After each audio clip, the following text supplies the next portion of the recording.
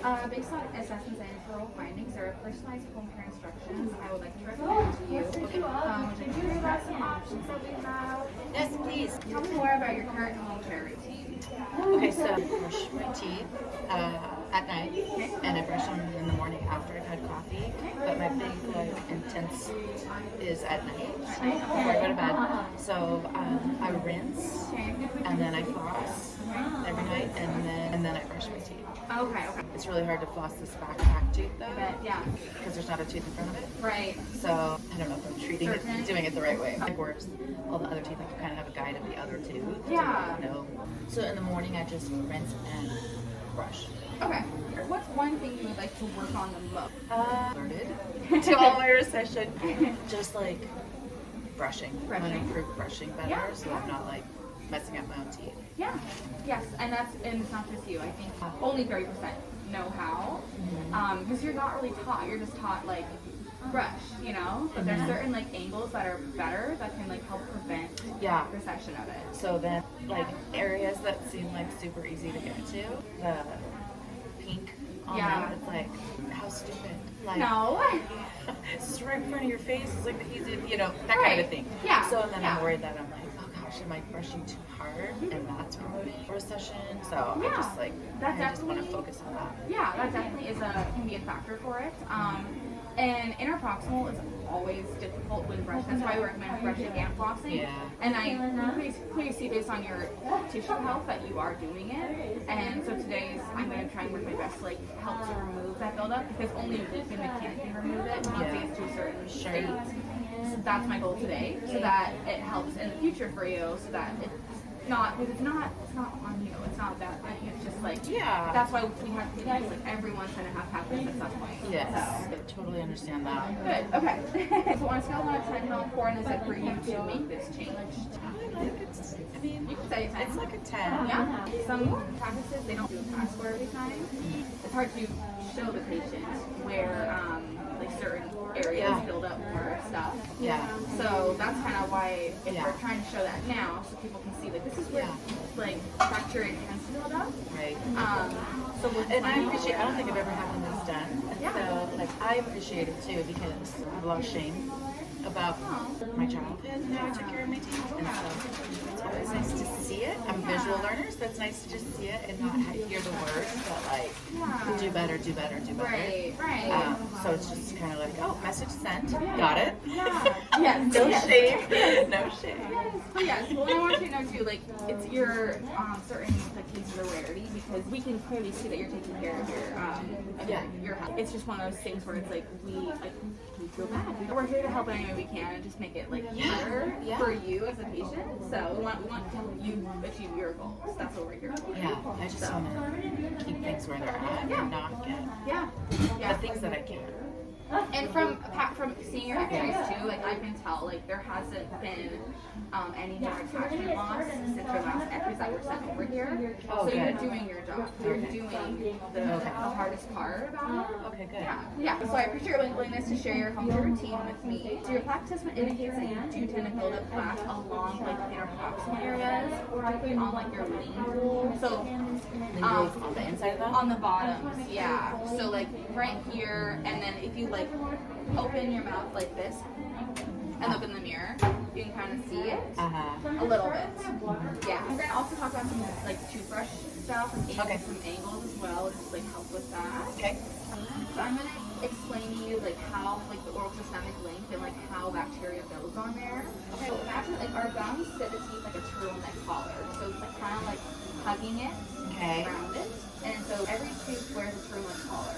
Both good and bad bacteria live under the collar. If we get rid of both, it upsets the mouth's imbalance. So how do we get rid of only the bad bacteria? The bad bacteria are anaerobic, meaning they thrive in the absence of oxygen. So all we have to do is expose them to oxygen and that gets rid of them. So it takes about 24 hours to create an oxygen-free environment or bubble around themselves, mostly inside the collar. In the oxygen-free environment, bad bacteria eat sugar that comes into the mouth and secretes an acid byproduct. The acid eats away at the gums and attachment of the gums to the tooth, making the turtleneck collar deeper. So the bacteria comes in and the collar kind of just gets like looser and deeper because the bacteria is festering.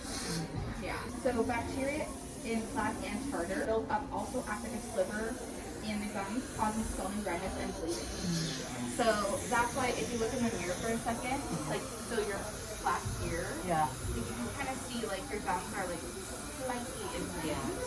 And that's because of that cap goes there. Because it's like making the gums spread apart more. Oh, got it. Yeah, just if you have like a sliver, like a splinter in your hand, you would want to remove it and keep it clean to keep up.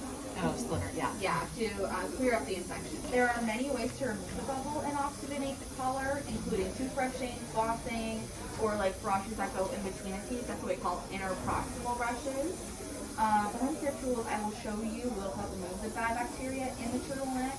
So that will help as well. How it's tied to our overall systemic health, like strong disease-causing bacteria from the mouth are swallowed every day. They enter the bloodstream and affect other parts of the body. Research shows links between inflammation caused by oral bacteria to increased risk of heart disease, stroke, cancer, diabetes, and autoimmune diseases, Alzheimer's, and even low birth weight and preterm birth as well. This is why removing bacteria buildup is so important. I'm going to do my demonstration. So like you said, you're doing a really good job of like, with an electric toothbrush, you would just kind of do all the work for you. It's already moving, which I myself have even done that. Like when I had my first electric toothbrush, I would like move it and like keep going.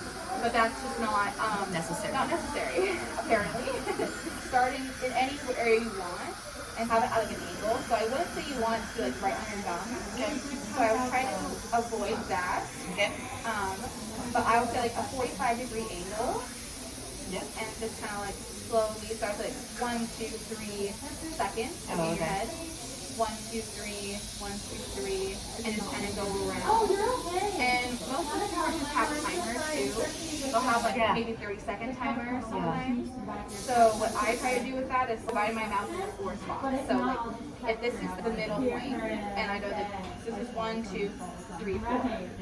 So I'll go like, okay, start here, and then angle my brush 1, 2, 3, 4. Get all there, and then in here 1, 2, 3, 4, right here.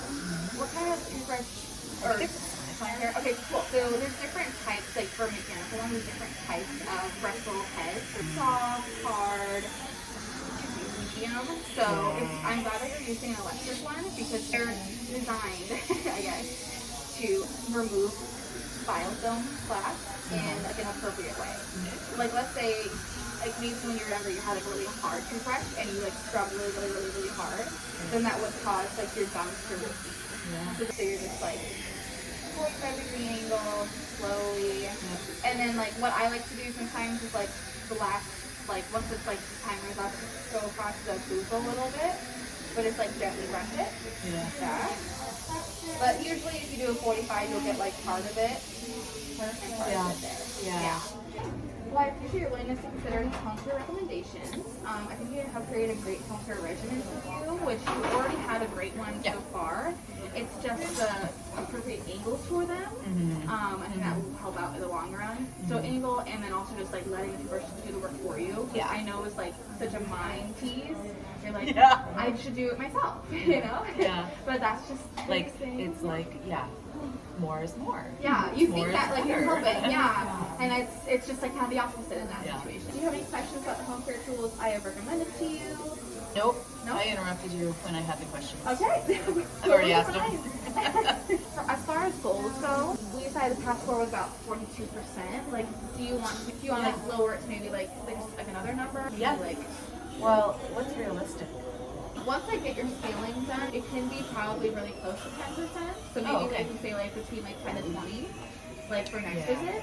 Let's say 10 to 15. 10 to 15. Okay, let's do it. So we will check back in. I will just make 10 is what you guys want. 10 I just want to give myself a little grace, but I don't want too much. So I might take it. And that's totally good. Any improvement is still great improvement. We're just trying to make a reachable, attainable goal. So it seems like you liked the toothbrush recommendation, and you do have a really high motivation for improvements. So that's really good to see. We'll check in at your next visit too to see how those like recommendations have been going. And see if your goal was met and like make new recommendations.